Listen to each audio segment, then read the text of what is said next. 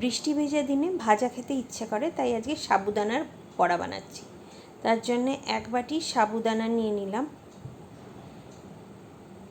সেই বাটিরই মাপে 1 বাটি জল নিয়ে ভিজিয়ে দিতে হবে।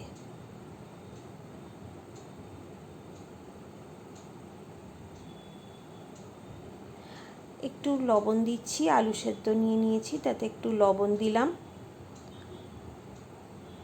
আদা কুচি আর লঙ্কা কুচিও তাতে দিয়ে দিচ্ছি। একটু অরিগ্যানো দিচ্ছি।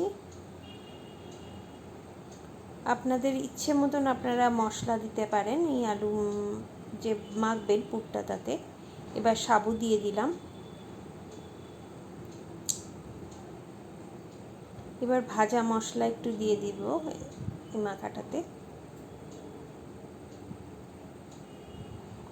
চিলি ফ্লেক্সও দিচ্ছি, একটু ঝাল ঝাল খেতে ভালো লাগে তাই। আর একটু বাইন্ডিংয়ের জন্য কর্নফ্লাওয়ার দিয়ে দিলাম। এই জায়গায় আপনারা ময়দা বা বেসনও ইউজ করতে পারেন। তারপরে ভালো করে আলুর মিশ্রণটাকে সাবু দিয়ে আর মশলা দিয়ে ভালো করে মেখে নেব।